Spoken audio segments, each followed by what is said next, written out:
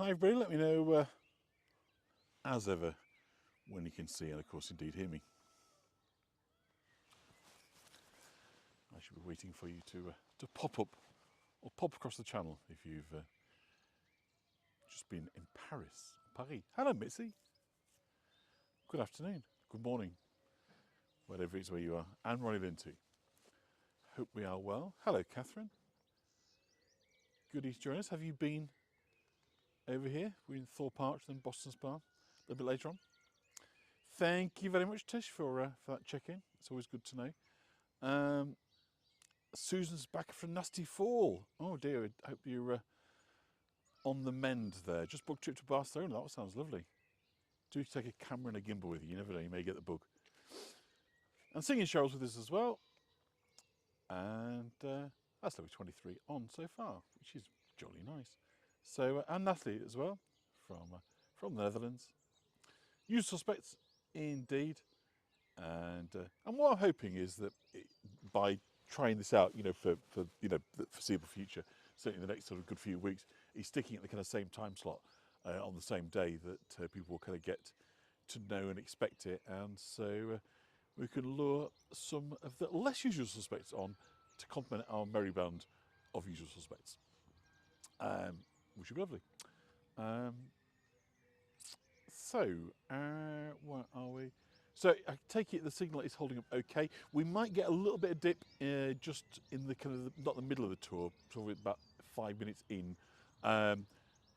Just one of those things, that when you're in villages, not everything is as stable as you would wish it to be. But I think hopefully the bulk of the tour will be in good. So hopefully you're getting nice, high definition, good audio. Julie's been to Weatherby a few times. Don't know about Boston Spa. Well, you'll find out, won't you? It's a lovely spot and very attainable for you. For in York, I guess there's a bus over here. It is lovely stuff like it's kind of getting. I think is it next week? I think our clocks go back, don't we? So by this time next week, pretty an altogether different kind of light. But yeah, we're sort of getting the soft light coming in. Probably like for another hour and a half, I would think, somewhere in that region, hour and a quarter, maybe. So. A little bit of nice blueness, bit of Polaroid quality in the sky banners. But anyway, I think we're on 5 o'clock, so I'm going to kind of start off and say welcome, one and all. Welcome back to Explore Yorkshire. I never forget to do branding, which I should do. And what do we do here? In case you join us for the first time, although I suspect there isn't anybody just yet, stories, landscapes, kind of hidden gems, really all about Yorkshire. So just trying to acquaint you and show you the eyes through a Yorkshireman's eyes, as you might say. So you go with me, and hopefully you get to see and enjoy what we have to offer. So today our historic journey begins in the historic village of Thorpe Arch, a place with its kind of roots stretching all the way back to the Domesday Book and echoes of even older settlements beneath its fields. So it's just a spin you around right on the edge of the village, which is always nice to kind of start on the edge so you can get a sense that we are here in a rural environment. Hello KCM from Nashville, all the way from Nashville, joining us in North Yorkshire. So roots it mentioned the Domesday Book, echoes of older sentiments sort of beneath these fields, going all the way back to archaeology. And we're going to follow down the village road, past some elegant, really Georgian houses, and kind of centuries of quiet history. Then we're going to cross over the River Wharfe. There's a beautiful stone bridge down there that links Thorpe Arch to its neighbour, Boston Spa. And once we step over that bridge, the kind of character really shifts. Boston Spa kind of opens up with its grand kind of Regency architecture, Spa town heritage, and a kind of lively high street. So perfect contrast to the first part of this, which is kind of peaceful charm of Thorpe Arch. So join me as we walk from one village to the next, tracing a route shaped by the Romans, the Normans, Georgian estate builders, and of course the river that ties them together. So this is Thorpe Arch, lovely estate house on the end here. Estate properties, by the way, obviously, just to be sort of clear what we're kind of talking about, is houses that were kind of built to be part of a estate, usually with a big house, the Thorpe Arch Hall. We're not going to see that today because A, it's private, and B, it's a bit of a kind of trek it over in the opposite direction to where we're going. but you've got kind of an estate house is houses that were built to be part of that estate, you know, lived in by estate workers, people employed, sort of help manage the estate and whatever, and obviously different grades of housing to kind of indicate your kind of your social rank and importance to the estate. And this very much looks to me to be a kind of gatehouse type property. So as I say, we're in Thorpe Arch, a village just over the river from Boston Spa, whose story stretches back nearly 1,000 years, and even further, really, if you count the ancient footprints beneath our feet. And they're lovely, the first Doomsday Book of 1086. So what we might kind of lump together and call a kind of Stone Age period, people were here, living here, and a couple of the really brigantes, and something kind of splintering into a million little kind of rebellions. So that's why they were here, to kind of put in law and order. But what they really want to line against the tribes of the north. But of course, the river itself has other ideas.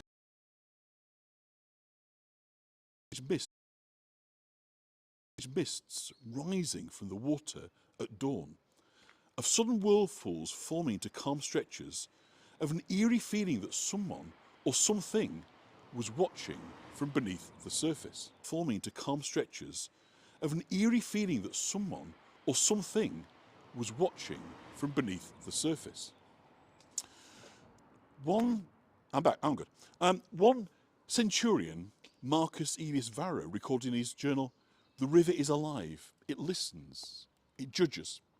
And he was not the only one that thought so. To appease the goddess, so hopefully we'll be back. It's not nice for it, is it always, John? Sorry, I'm just trying to follow. If the signal buffered, don't worry. As I say, we'll just have a laggy bit. I said at the beginning we would be a laggy bit, and we'll walk through, and then it should be fine for us to talk. So I don't know. Am I on now? Please don't buffer. I'm battered enough. I'll just walk on a little bit, and we will hopefully. Let me know when I am back in range. We'll pick that bit up again.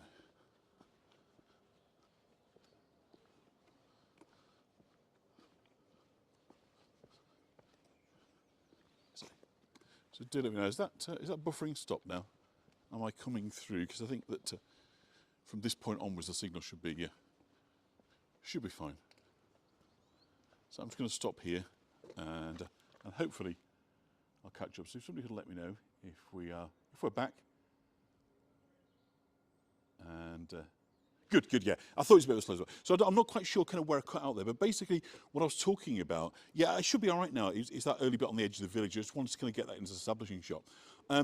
So basically what I was talking about there was the Romans had kind of built a fortress, a wooden fortress at Newton Kime. The idea was to kind of hold the river crossing to defend against the kind of challenge from these kind of northern tribes.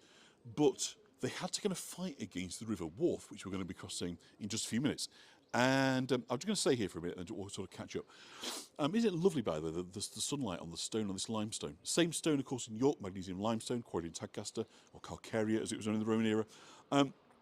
So let me tell you about what the Romans had to say about the river. They wrote of strange mists rising from the water at dawn, of sudden whirlpools forming in calm stretches, of an eerie feeling that someone or something was watching them from beneath the surface. So one centurion, Marcus Aelius Varro, recorded in his journal, "The river is alive, it listens, it judges."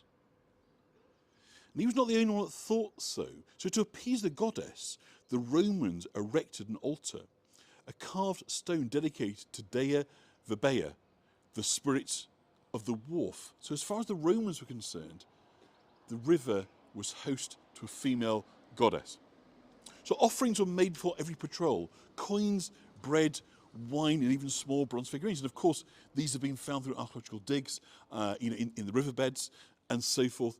So the altar stood near the ford where the river narrowed, close to the modern bridge between Boston Spa and Thorpe Arch, where we're going to be crossing in just a few minutes.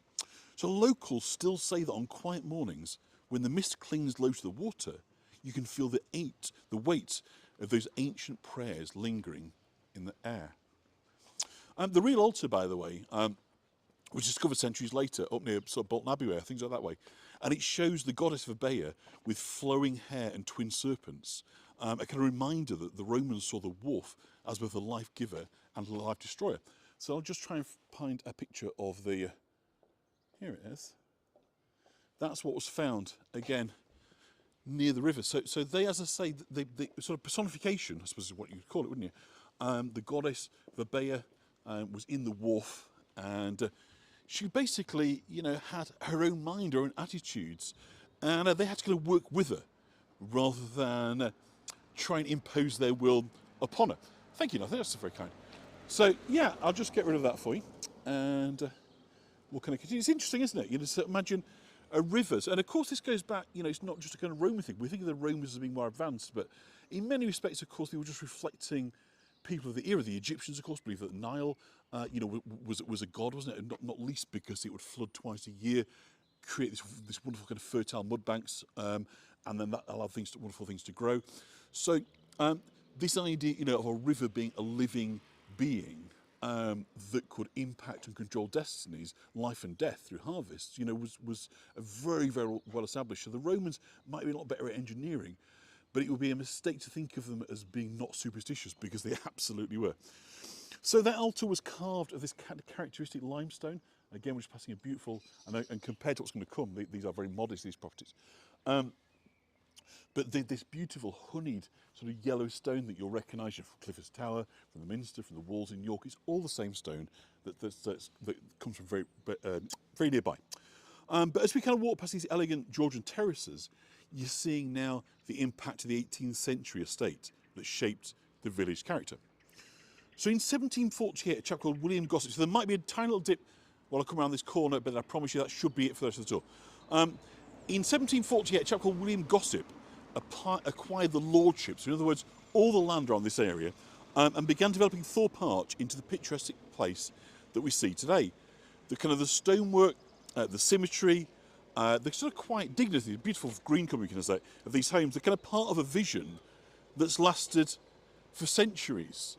And I think that for most of us, we are incredibly drawn to the kind of the rustic charm combined with kind of Georgian elegance. A village green, which of course is the kind of communal heartbeat of a village. It's a place to meet, to greet, to swap news and gossip, to trade, to buy, to sell. And so as you kind of come into the village green, this is obviously the repurposed, reorientated, redesigned village green built by William Gossip in the 18th century. But the actual site, of course, would have been the village green for kind of many years prior to that. Grazing animals, of course, on the green itself.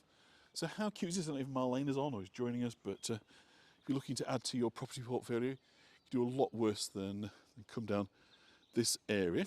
So isn't it pretty? Do let me know if you're enjoying the visual quality of this vision. Hopefully we're getting a nice sort of steady signal for you now. So yeah, gathering news, all sorts of things. So this village changed kind of dramatically in the mid-1700s when this chap called William Gossip bought the estate. And he brought in John Carr, architect I've spoken to about on many occasions, based in York, to build the big house. And, basically oversaw the development of this beautiful Georgian village. So as I say, we're still in Thorpe Arch. Boston Spa is still very much to come. That's just over the other side of the bridge. So all this kind of landscaping here would have been done in the middle part of the 18th century rather. As I say, he acquired the estate in 1748, and he probably found out what he paid.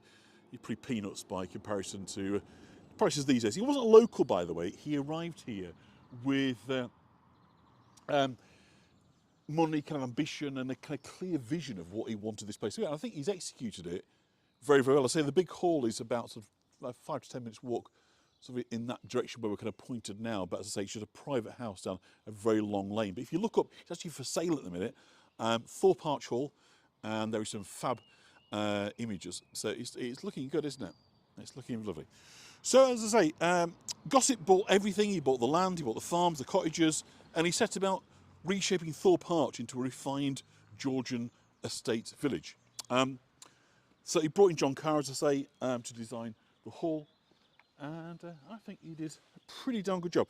So I think, when we walk past these houses, the elegant stone houses with their kind of neat proportions, you can feel that Georgian influence. You can see, obviously, the symmetry within there, the nice clean lines, the simplicity, of course. This is kind of Gossip's legacy. a village deliberately crafted to look orderly, graceful, and modern for its time. So of course we look at it now and think, what a beautiful historic look. But of course when this was built, this was what modernity looked like. So it's always, I always find it very interesting thinking of ideas of modernity from the past, if that makes sense. Sci-fi is great for that, isn't it? You know, looking at what Star Trek and whatever you thought the future was going to look like, space 1999, all that sort of stuff. It can look sort of historic and dated now, but at the time it was futuristic. So when you look at this, don't necessarily think bucolic and pastoral. Also think this was futuristic. This was, changing and creating uniformity into a rural landscape that up until then had been characterised by kind of higgledy-piggledy cottages, and everything kind of being different. So let me cross over, try not to get run over. Yeah, we're near Wetherby, that's right, Catherine. So Wetherby's about 2-3 miles. So again, this stone wall here might just cause a little blip, but as soon as we get to the river, we should be fine.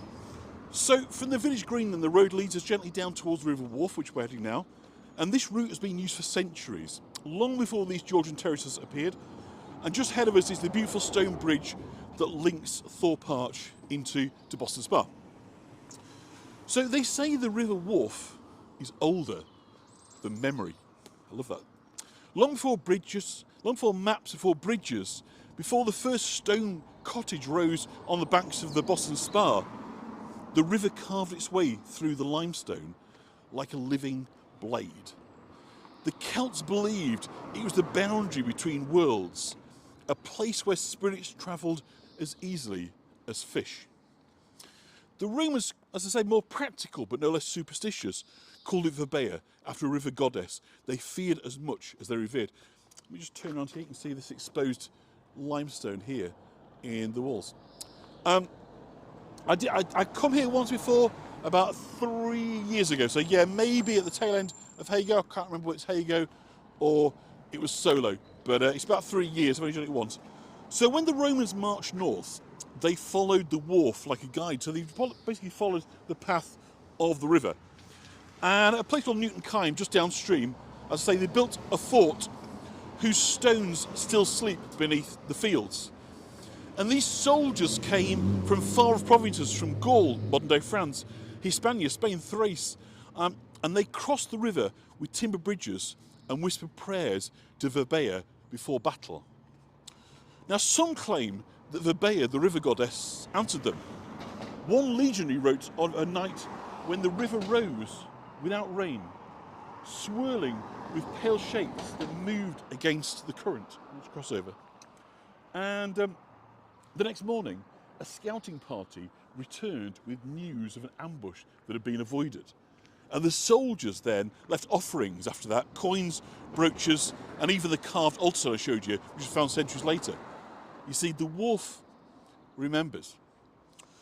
So the bridge at Boston Spa and Thorpe Arch stands where the river narrows, but also deepens, a place long considered to be sacred. Before the stone arches, there was a wooden crossing. Before that, there was a ford. And before that, only the river, cold and commanding. Local legend tells of a Roman engineer who tried to build the first bridge here. Each morning, he returned to find his work undone. Stones scattered, timbers snapped, footprints of something large pressed into the mud. And on the seventh night, he kept watch. And what he saw was never written down. But the next day, he moved the bridge site a few yards upstream, and the construction went on smoothly from that point onwards. The villagers say he had learned to respect the river's will. So even now, when the wharf floods, the arches tremble under the weight of roaring water, and people say it's Verbea reminding the village that the bridge only stands with her permission. Now, of course, if that seems a bit far-fetched when we're stood here on a stone bridge to say it's really down to the river whether it stands or not, I'd like to remind you of something that I showed you. We did a tour in Tadcaster a couple of years ago, and this is an incredible piece of live video that was shot less than 5 miles away from here on the 29th of December in 2015. So hopefully we've got the bandwidth to play this. So this is another bridge, another stone bridge like this, across the River Wharf. And many will say that this is Verbea, the river goddess, deciding the bridge was no longer welcome. I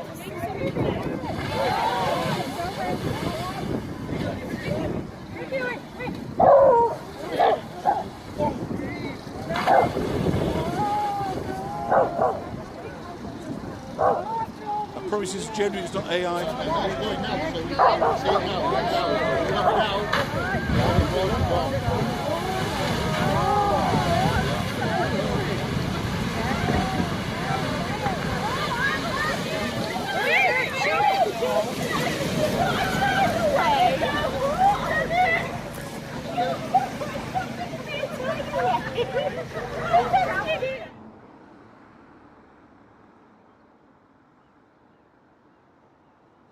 So that from the Guardian newspaper. So that is the River Wharf, or some would have it, Verbea basically imposing her will.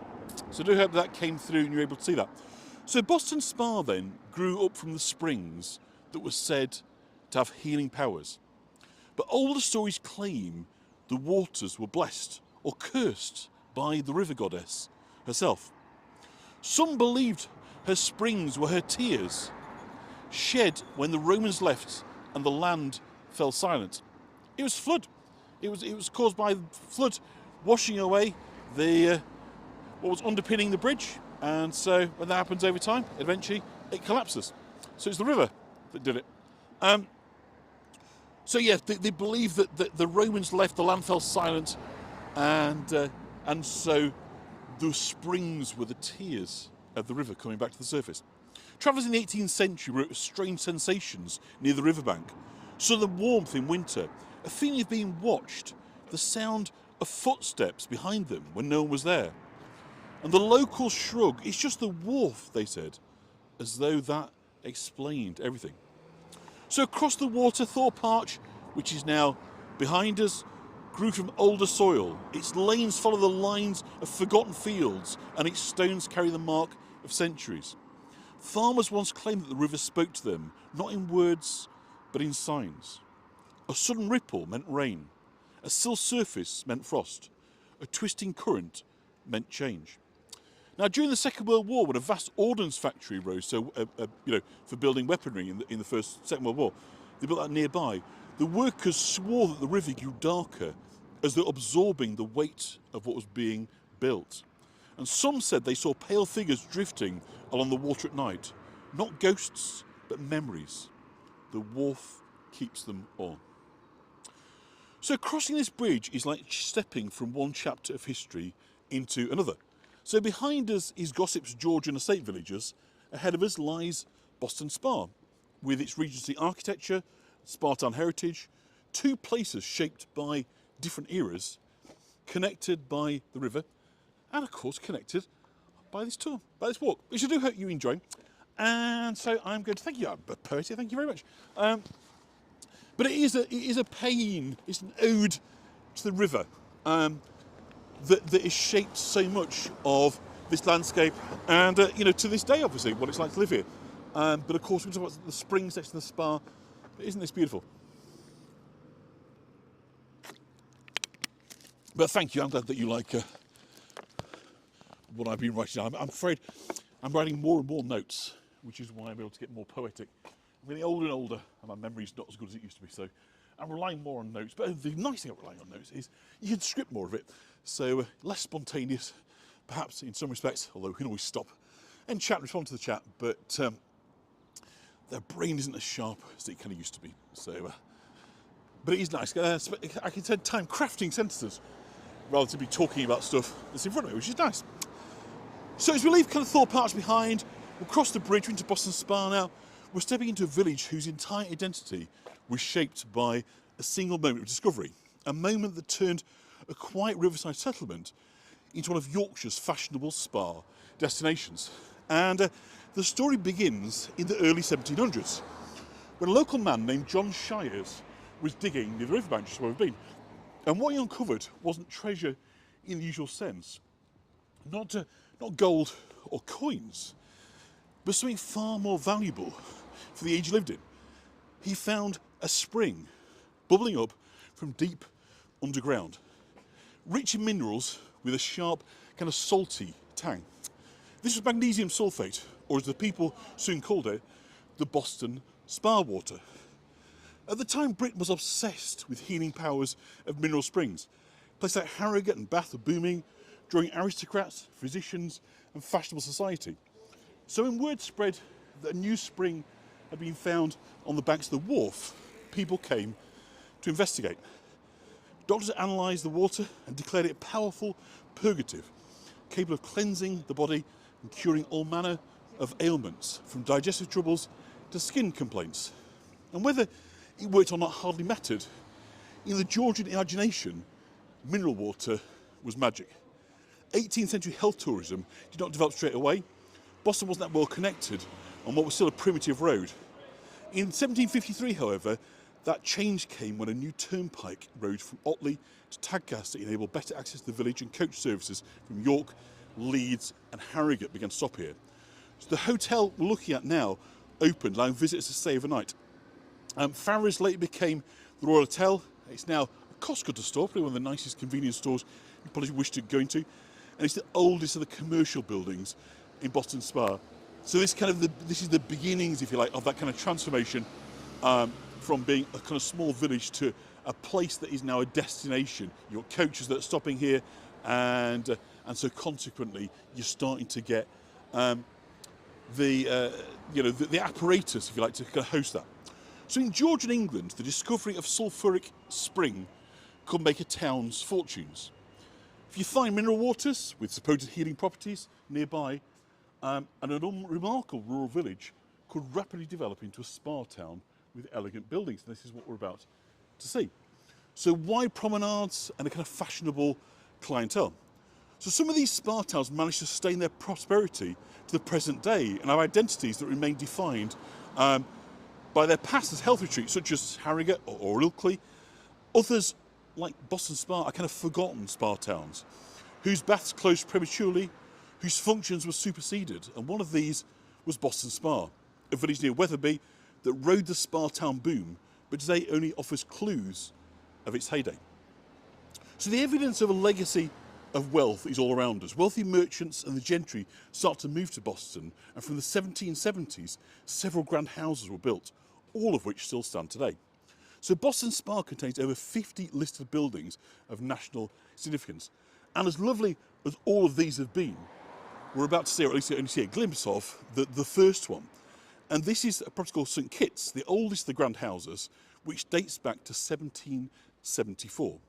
It was built by a chap called Reverend Christopher Atkinson for his daughters, and the family remained there until 1860.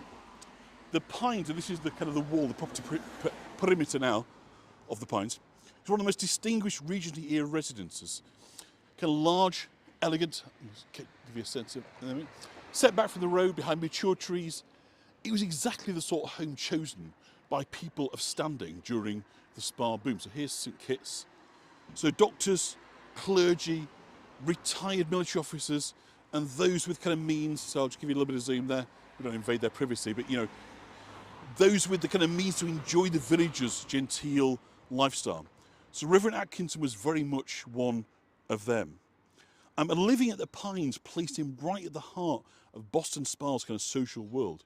In the 1800s, clergy were not just religious figures. They were kind of community figures, leaders, educators, and often the most kind of literate and, sorry, just bringing that in.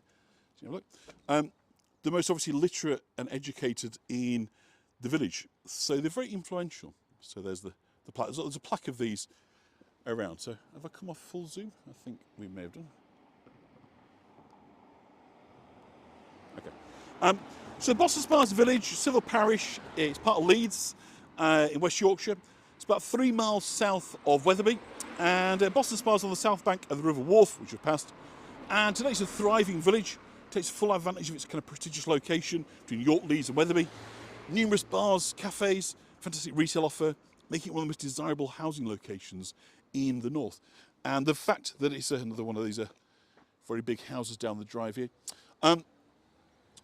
the fact that up at Thorpe Arch, just behind on the trading estate, Leeds United, a big Premier League football club here, they've got their training ground, so lots of footballers buy properties here. Famously, Geoffrey Boycott, I'll show you his former house, you may have heard of him, a very prominent former English cricketer, lived here. So he's kind of associated with kind of celebrity, a bit like Yorkshire's Alderley Edge in Cheshire, where the Manchester United players all sort of famously live and kind of congregate. So he's kind of got that vibe to it. It's a place that, you know, when you've made it, when you've made money, it's a stable block over here. This is the sort of place you'll come and buy into old Yorkshire money, stone houses, all that. But it's not just a story of wealth. Just sort of passing the village hall here. I want to take you around to see the Methodist chapel. It's lovely. So in the 18th century, which saw Boston Spa develop from an agricultural settlement into a fashion resort, also saw lovely war memorial here, by the way. Also saw the emergence of Methodism as a kind of revitalising force in England Protestantism.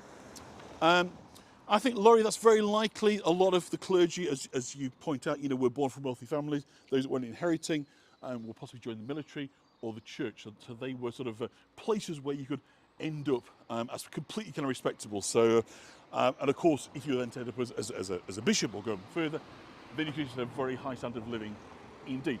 But on the opposite end of the scale, you've got the Methodists, who grow largely out of the agricultural and the working class poor. So the movement sort of begins as a kind of campaign for reform within the Church of England, but eventually kind of breaks away from it. So it starts within the Church of England, but breaks away. Initially, it was a kind of movement for all, but over time, it became associated really with the poor and the labouring classes. And in the early 1800s, when Boston Spa was kind of buzzing, is it down here? Yeah, here we are. Yeah. When Boston Spa was kind of buzzing, with visitors coming in to drink the waters, Methodist preachers were already holding meetings in houses and rented rooms. What they didn't have at that time was a kind of permanent home.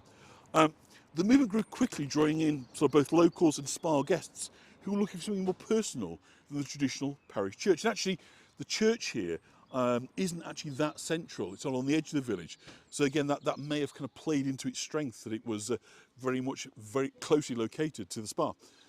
So the first chapel was built here in the early in the century, but this one was built in the 1870s, and it is an absolute stunning example of congregational building, of Methodist building. It is absolutely great. And the congregation by the 1870s clearly needed somewhere bigger and more permanent, and the result was this handsome Victorian church. So right now the trees are in such greenery, they're kind of blocking it. So let me kind of come around here, and you'll see now, usually they can be sort of fairly plain and austere, Methodist chapels, but this one is an absolute beauty. It really is. Look at that. Isn't that fab? Never heard of Cheshire? Really? Okay. It's kind of south of Manchester and sort of south-west, I guess, of Liverpool, south-east Liverpool, that way. But it's very wealthy. Called it a stockbroker belt.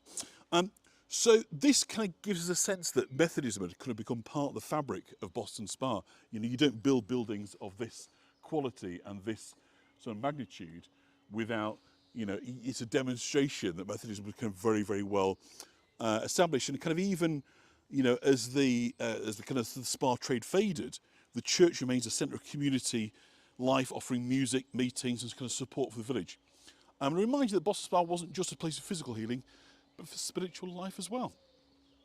So let's see, should we go out the way we came? I think it might be easier.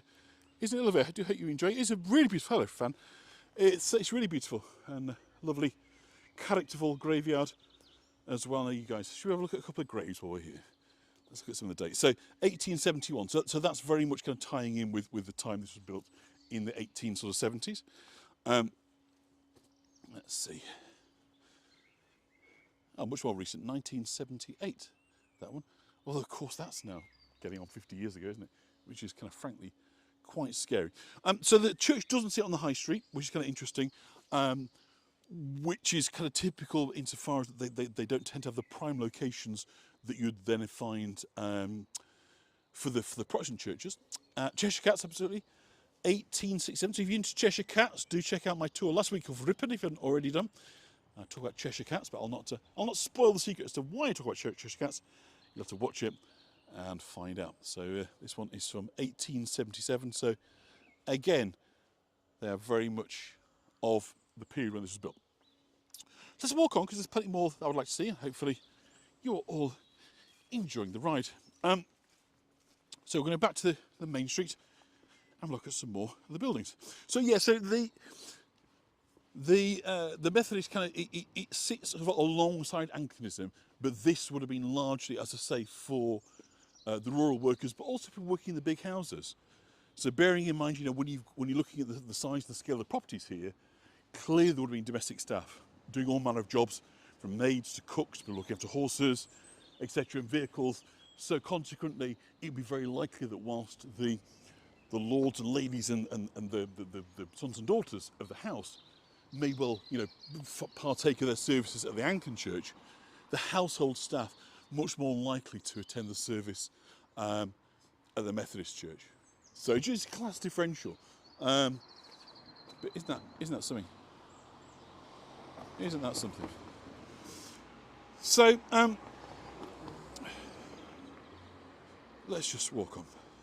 By the way, we sort of passed there sort of quickly, but the War Memorial, by the way, 32 people are commemorated on there. So let's come over onto this side. So this is kind of one of the most prime properties in the village. This is Boston Hall, the former home of the self-styled Sir Geoffrey Boycott. Doesn't live here anymore. He's moved on, but his infamy is still part of it. He redevelops this property and spent a great deal of money in it. But it's Boston Hall, so it's the main part of the house was completed in 1807. Although there's kind of subsequent later additions. House Grade 2 listed. It was used for offices in many years, but in 2013 planning was sought to return it to a residential unit, and it's a mere 11 bedrooms.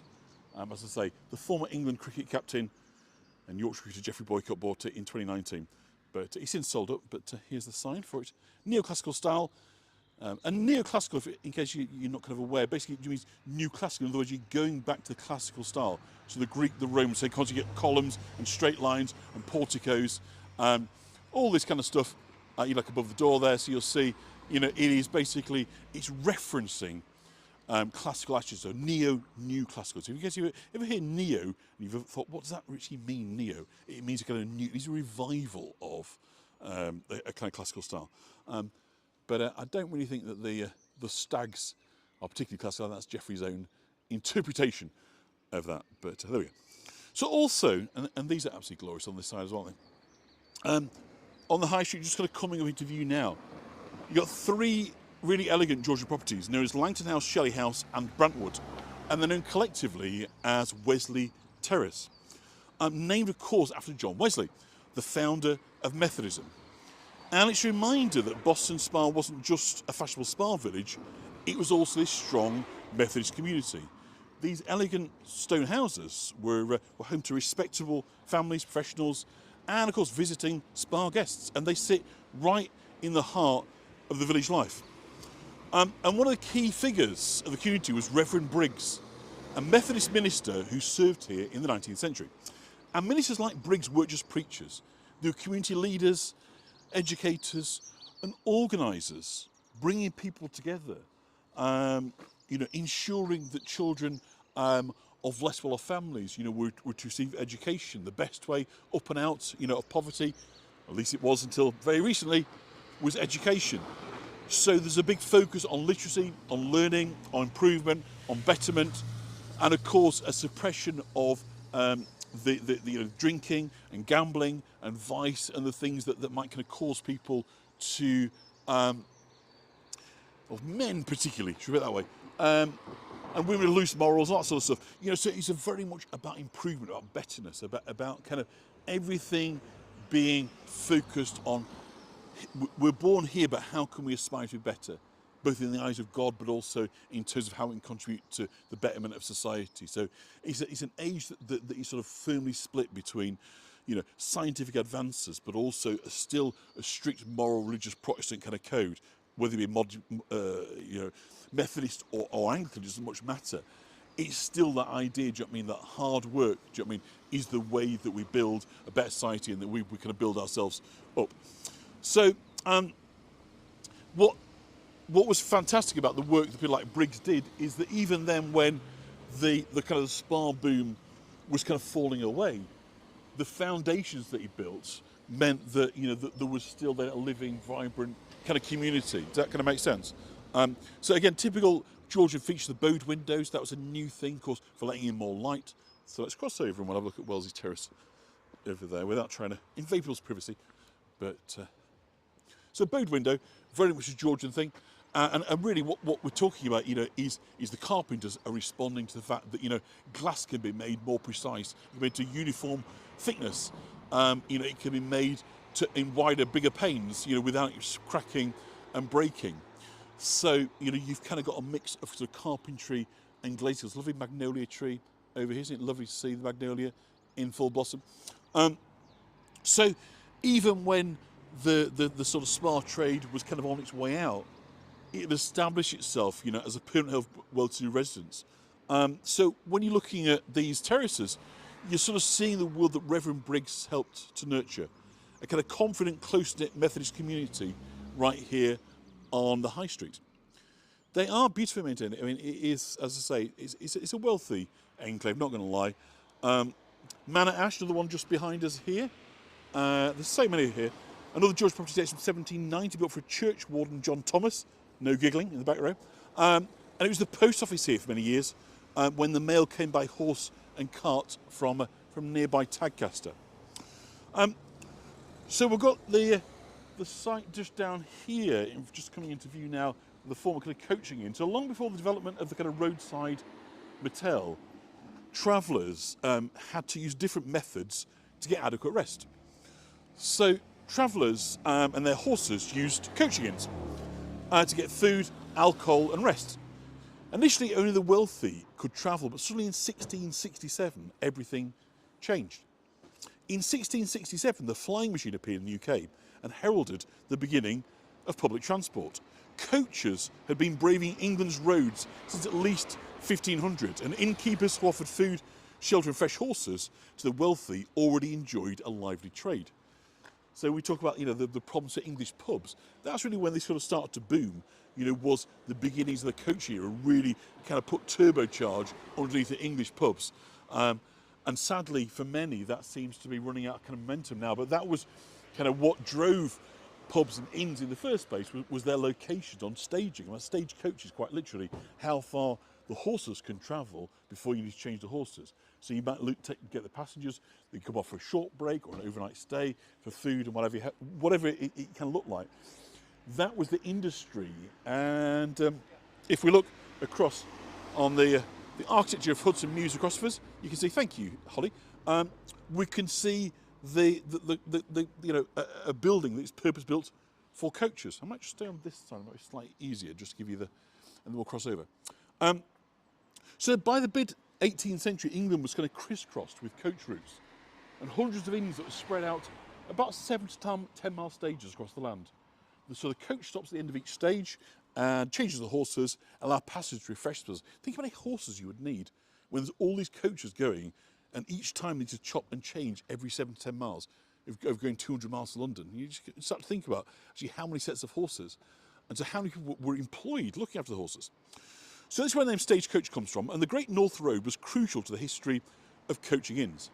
So along this road that links London, York and Edinburgh, coaching inns provided refreshment, lodgings and fresh horses for weary travellers. So today all that remains really the coaching inn is what we can see here, Hudson Mews. The former stables and carriage house where the ostlers would have tended the horses. So ostlers were employed to look after horses, and the name derived, only if Leslie's on, Leslie Ram, from London. The name derived from London coaching inns, where the custom of dropping the letter H meant the hostelers, those who worked in hostels, the hostels were known as ostlers. So if you ever wondered where the name ostler comes from, it is the London dropped H famously, and that's where it comes from. So ostler is a hosteler, somebody who works in a hostel. So the neighbouring pub to here, which sadly is closed right now, commemorates a very lesser known English figure, but a chap called Edward Hawke, first Baron Hawke, who was born in 1705. He lived nearby in Tadcaster. He was a Navy officer. He took part in the Battle of Toulon in 1741. Thank you, friend. He captured 6 French ships in the Bay of Biscay in 1747. He achieved victory in the French fleet at the Battle of Quiberon Bay in the 7 Years' War, thus preventing the French invasion of Britain. And he was an MP in the House of Commons from the mid-part, I think, 1747 to 1776. Thank you, Fran. First Lord of Admiralty for 5 years. But where he's kind of really left an interesting dent in our history is in 1768, Hawke appointed Captain James Cook to lead a naval expedition in the Pacific. And the mission was officially to map the region. But on his arrival in Tahiti, Captain Cook opened secret orders from Admiral Hawke to seek out Terra Australis. So in other words, Australia. But Captain Cook didn't notice he got to Tahiti. That was the real purpose of the mission. And interestingly, for those that happened to be on in the US, there was a growing sense among the British government that American independence was on its way and we were going to lose our penal colony. So we decided we needed somewhere else to send our prisoners. We were sent off to look out for the mythical Terra Australis, the Australian land, and Captain Cook was given that job by Admiral Hawke. So Baron Hawke died in 1781, but he still has places named after him in New South Wales, Cape Hawke, in New Zealand, North Island's Hawke Bay, and in Canada, Port Hawkesbury in Nova Scotia. I don't know if Fran, you've heard of Port Hawkesbury, and Hawke's Bay in Newfoundland, all named after Captain Hawke. So, Admiral Hawke. So there he is. Sadly, this pub is shut at the moment. Hopefully, by the next time I come, but more importantly, when you come, it'll have reopened. But right now, it is shut. So let's. Tell you what, we're going to look at the hotel. So, Boston Spa's kind of development really accelerates in 1784. The waters were submitted for testing that which crossed over, and the experts of the day deemed the waters to have therapeutic qualities, and that kind of influx of well-heeled visitors looking to bathe in the revitalising springs could begin. So to attract wealthy visitors, the village needed somewhere respectable for them to stay. So in the mid-18th century, Boston Spa's first major hotel was built. A tall, elegant Georgian lodging house that stood proudly on what was become the High Street. So this is the hotel they built. It offered comfortable rooms, dining, reading spaces, and a social for visitors who came, of course, to take the waters. The hotel, though, was more than just a building. It was a spark that kind of ignited the village's transformation. Because once the hotel opened, other businesses followed. Inns expanded, shops appeared, and the lodging houses sprang up because, of course, you've got leisure, haven't you? If you've got their people there taking the water a couple of times a day, what are they doing for the rest of the day?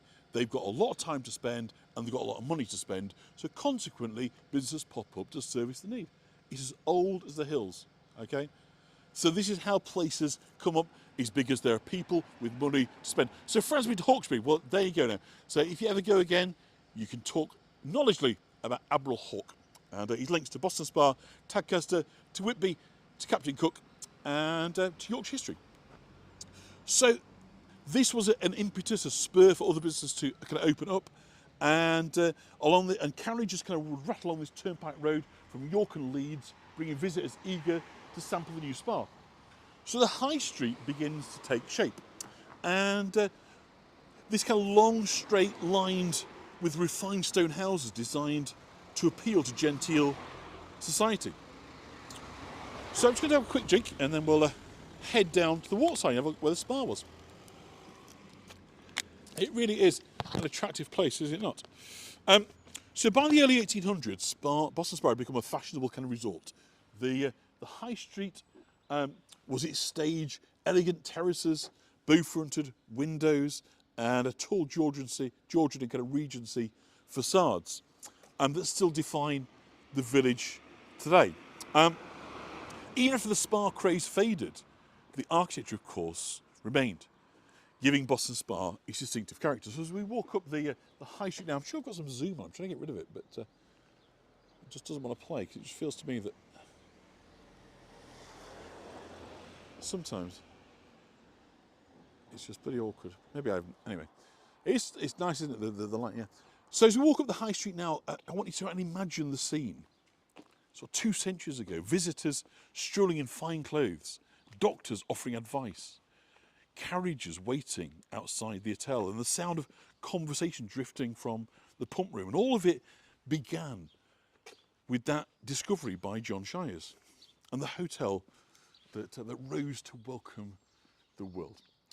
So we're now going to follow the route down to the spa, and the route the bathers, of course, would have taken to visit the spa. Now, of course, some would have walked, those with deeper pockets or more genteel constitutions would probably have been carried by carriage, but nonetheless, they've all come to the same place. It's not far, so we're just walking back past that magnolia to down by the river now, the spa. So when we turn into Spa Lane, we're sort of following one of the most historic paths in Boston Spa, a route that took thousands of visitors, where they appeared in search of health, healing, and of course a little bit of Georgian glamour. And the lane, which will come up in a minute, is very, very quiet today, but again, if you imagine the 18th and early 19th centuries, it would have been bustling. It would have been alive with kind of people. So again, think of it as, a resort. This is the real kind of popular place to be, a des res. So it would have been noisy, bustling, a lot of people. And these houses down here built, about 1810, 1820, and again of a kind of lower standard. But again, as the estate builds and it kind of grows, so the needs for the service industry, for servants, for cooks, for livery people, looking after vehicles and horses, and all these. So of course you've got to accommodate those. So whenever you're seeing the smaller cottages kind of coming up, it's inevitably a sign of, as the demand for services and support grows, then consequently they're pretty. Let's let these guys go past.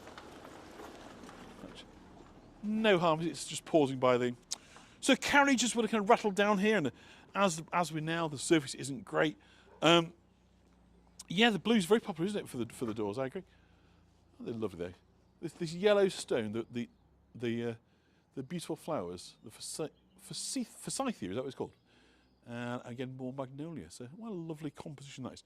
So you can imagine the carriages kind of rattling down here, ladies in bonnets, gentlemen in their kind of fine coats, strolling arm by arm. So you can see we're now the other side of the Methodist church. So we've been doing a bit of a loop around the village. It's not a very big village. It's just there's so much to show you that in doing it in a linear style would have kind of missed out on a whole bunch of stuff. So it's nice to do a couple of loops.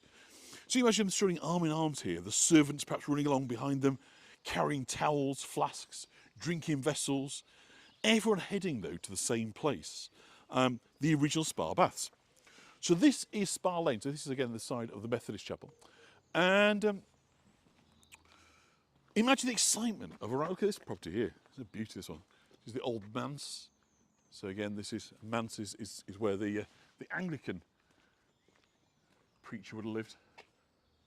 Not bad for a vicarage, is it? Very nice, like that. I'm sure we've got some zoom on here, but it doesn't seem to want to come off. So zoom it is. We'll just have to live with the zoom.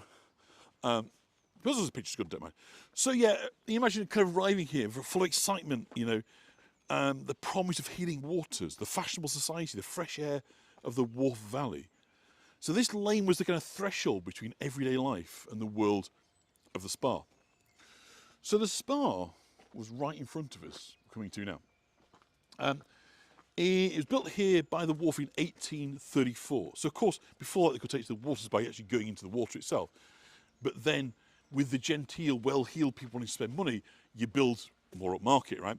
So by 1834, they had hot and cold baths, a tea room, a pump room, and the building was part of the Gascoigne family's Parlington estate.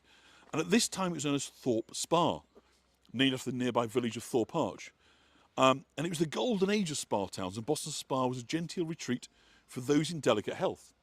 So around 50 bathers a day were using the spa by 1850, the year the village changed its name to Boston Spa. So spa fever intensified when another spring was found near the site of what is now Wharfdale Hall, and grand plans were announced for more baths, a hotel, assembly rooms and formal gardens. So the ambition was there to really explode this. All the kind of hallmarks of major spa resorts were planned.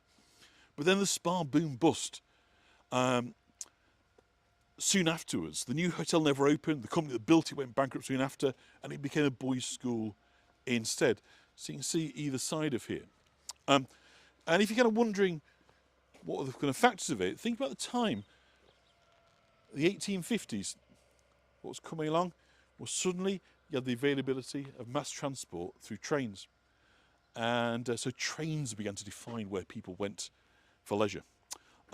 So why, if we're going to say why did Boston Spa fail at this stage, it's the lack of a rail link. The nearest station was at Thorpe Arch on the Harrogate to Church Fenton rural branch, which opened in 1847. So many large spa towns such as Harrogate had centrally located stations on main lines connecting them with cities, with York and with Leeds. Building a railway bridge over the wharf was just judged to be too expensive. So the trend of taking the waters had also evolved over time, and sea bathing was now coming into vogue. You know, the bathing machines and everything, going into the water with in a kind of like in like a wooden hut. You know, because the Victorian women were censorious, weren't they? You weren't allowed to show a flash of ankle or anything, so you'd have to get into the water when it's already up to your neck. So sea bathing was now taking over as being the new kind of way to kind of get health boosts and immunity and all these kind of things. So the railways played a kind of increasing role in accelerating the kind of pastime's popularity as small coastal villages then began to develop as the seaside resorts. So you see a transition from the spas resorts to the seaside resorts, and it's so much driven by the laying of train tracks and the emergent leisure industries, and of people becoming wealthier, and as people move from working on the land to working often in service or in factories, this idea of time off, paid holidays, all these elements sort of start to sort of come together quite quickly from the middle part of the 19th century onwards. So you start to get, even for people at fairly low social status, a concept of leisure. Interestingly, they often would build kind of quite short distance journeys, and at the end of them they would put parks and amusement parks and sort of stuff, so that for servants who might only have a half day off, you could go on a date, you know, with your beau, and feel like you're going somewhere, going on a journey, but unlike in France, a journée, to spend all day, you could be there in 20 minutes, half an hour, and then have the rest of the afternoon to kind of spend. So they did this quite a lot around here, up at Guiseley, Harry Ramsden's, but at Belle-Isle in Manchester. There are quite a lot of places where these kind of short train lines would take you then to a destination where you can spend the afternoon with your sweetheart. So there we go. The railways buggered it up really for Boston Spa is a long way of what I'm saying. So Harrogate was always a premier spa destination, and it just about managed to kind of hang on because of its location, plus the Valley Gardens, and Ilkley as well was popular with its kind of wide streets of promenading and the dramatic setting of white wells on the spring moorland above the towns. We'll go back to Ilkley this year, but never quite for Boston Spa. So the village recovered and went on to thrive. It became a dormitory location for those commuting to Leeds, and the population steadily increased. And in 2019, I think it was the Sunday Times, said, you know, this is kind of one of the places to live. And, you know, when they kind of do that, you know, best places to live in Britain, and York tends to do quite well in them. But from time to time, they do places that are a bit smaller, a bit less well known. And so Boston Spa, you know, house prices shot up, and everybody wants to come down here. And of course, it's the 2019, the beginning of the influencer culture and this sort of stuff. People like me coming on sticking cameras and doing stuff. So consequently, it got a lot of attention and got a lot of love. And so you got younger buyers now moving from, you know, the demographic from being kind of like older, sort of settled, affluent pensioners. Suddenly you've got, you know, kind of family-friendly atmosphere in here. Village attracting now kind of younger buyers, a reinvigorated high street, so kind of coffee culture, independent shops, bars, restaurants, all that kind of stuff sort of comes together. So a kind of happy combination, do you know what I mean, of obviously the honey-hued properties, you know, beautiful spacious places, lots of outdoors, but critically really nearby, so you can commute or do your business dead easy in York and Leeds and Manchester. So which kind of fencing? This chain fencing down here. Is that what you mean? I don't know. So kind of Boston Spa in its kind of modern setting is kind of a great success story. But it's fairly new. It's not mentioned in the Doomsday Book. Thorpe Arches. But so he suggests there was nothing here at that kind of period in time. It's like the area would have been farmed, if not settled though, possibly forming part of Thorpe Arch. So Thorpe Arch, thank you, Shell. You know, it's obviously junior neighbour, as you might say, but initially it probably would have been the senior partner. And the fact that this was once known as Thorpe Spa sort of seems to underline this, doesn't it? Going sort of further back, we're not aware of any developments on this site, but it's only 5 miles from Tadcaster, a town founded in the Roman era. And in Roman times, Calcaria, as Tadcaster was then known, was a major road junction. So Tadcaster lies on the road called Ermine Street, spelled E-R-M-I-N-E, and the Roman road from London to York. So York being the second city, so being a stop-off, on the main route between the first city and the second city is a big deal, right? So location, as they say. So Calcaria comes from the word from lime kilns, reflecting the importance of the magnesium limestone geology as a natural resource for quarrying. And you see the big houses as well. If we sort of pan across this side, you'll see that they've all got these wonderful gardens that kind of terrace down. Tadcaster's beer, absolutely, Susan. Tadcaster in Burton-on-Trent, famous in this country for their very soft water. The water runs across limestone aquifers and gives a very soft water, which is very good for beer brewing. So we don't know exactly what was going to hear in kind of years gone by, but it's possible it started as an imperial staging post because its location at the river crossing on the road from Dagenham, Doncaster to York, Ibrahim. So just 3 miles from Boston Spa, there's a Roman fort at Newton Kine, which I mentioned before. There's evidence of extensive Roman settlement in this area, and there's a hoard of Roman coins found in Boston Spa in 1848 during the constructions of the foundations for new building. Thank you, Deirdre. So the Boston Spa hoard comprised of ceramic greyware, jar, and 172 silver denarii, and the coins date from 211 BC in the reign of Emperor Hadrian, or to the reign of Emperor Hadrian. It's about a 300-year period kind of covered. So it does suggest there was extensive Roman settlement in this period over a long period of time, at least 200 to 300 years. And it's likely that they've been deposited there in the 2nd century. And of course, hoards, when these you found, obviously together, it may be that somebody was escaping, fleeing, hiding money. Maybe their tax bill was coming in, they want to pay it. So they were hiding their wealth, either from raiders or from the legal form of raiders, the taxman. It's down in the Yorkshire Museum in York. So we're coming back up to the bridge which we crossed, but it's nice to see this from the other side. So the Stone Arch Bridge opened in 1770 across the wharf, linking the West Yorkshire villages of Boston Spa on the south bank and Thorpe Arch on the north. So the bridge has 5 arch spans coming into view now. And like everything else, it's built of this ashlar magnesium limestone. So the stone that you see in York, the walls, the churches, the minster, Clifford's Tower, you name it, it's all the same stone. It's the same stone here, comes from Tadcaster, just a few miles away from here. So the bridge was built to replace a ford. So a ford, basically, you may be aware, is a kind of shallow point where you can cross the river. So initially a ford was a place where you could cross with horses and with a wagon. So they were much prized. If you were obviously, a Roman general and you needed to move supplies, munitions, men, goods and so forth, across a river, finding a place, a ford, where you could do that safely, where the river's fairly shallow, it's not moving too fast, you haven't got horrible currents to deal with, the weather's kind of on your side, they were much prized. So once you found these places, you built your fortresses there, you guarded them, because the last thing you wanted was for that to fall into the arms of your enemy, whereby they could then cut off your supply chains. So I mean, still the same to this day, military still runs on the same thing, wherever, you've got ground troops going in, you need to ensure they can be supplied with ammunition, with equipment, with food, with drink, etc. So river crossings of ford are incredibly important. So the bridge was built obviously to replace the ford and connect the village with the turnpike road, which went then through Boston Spa. But the wharf, it has to be said, is not a gentle river. It has moods, tempers, and long memory. It's taken lives, but it's also saved them. It's carried armies, secrets, and stories. And as we finish our walk and our time together, it's worth remembering that the story of this place didn't begin with the Spa, or the Georgian terraces, or even the medieval villages. It began with the River Wharfe, a river the Romans believed was watched over by spirits, a river they treated with a mixture of respect and caution. They built roads and forts nearby, but they never underestimated the wharf's power. In their myths, this river had a life and a will of its own.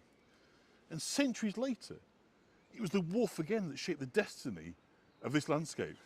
Its banks hid the mineral spring that transformed a quiet hamlet into Boston Spa, drawing visitors from across the country in search of healing.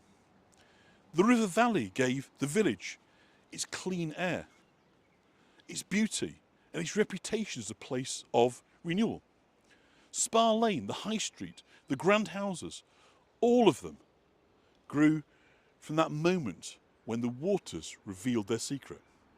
And even today, the wharf continues to define life here. People walk its paths, cross its bridges. They settle in villages that still feel connected by the flow of the river. It's the backdrop to the daily life, the thread that links Thorpe Arch, Boston Spa, past to present, myth to modernity. The Romans saw the river with a spirit. The Georgians saw a river with healing power. We see that the river that carries the whole story of this place, its history, its identity, and its sense of belonging. The wharf has always been more than water. It's a lifeline that ties everything together. At Boston Spa and Thorpe Arch, it becomes something rare, a place where history and myth overlap, where Roman footsteps echo beneath Georgian stone, where the river goddess still stirs beneath the surface. Stand on its banks for long enough and you'll feel it. There's a moment just after sunset when the river becomes something else entirely. The surface smooths, the air cools, the world seems to hold its breath. Old fishermen say this is when Verbea walks the banks, checking the stones of the bridge, listening to the whispers of the current. And if you're quiet, you might hear a soft hum beneath the water, like a lullaby sung in a language that no one speaks anymore. Children in Boston Spa used to dare each other to stand up at this bridge at midnight and drop a pebble into the water. If it sank without a sound, the river was pleased. If it splashed, they ran home as fast as they could. Because the river is watching. The river is remembering. The river is alive. Thank you, everybody. I do hope you've enjoyed your time with me and with the River Wharf in Thorpe Arch and Boston Spa. It's been an absolute pleasure to bring it to you. Thank you, everybody who's made a contribution. It is much, much valued, not least with the price of fuel these days, which I know we're all facing. So everyone can say goodbye because we are leaving now at the end of our time together. It's been an absolute blast. I've loved having you with it, bringing you with it. And I look forward to seeing you next Saturday. Same time, different place. Not sure where we're going to be yet, but we'll take it from there. We'll let you know. And thank you everybody who's joined. And that's it from Explore Yorkshire. Do a bit of branding, try and be better at that.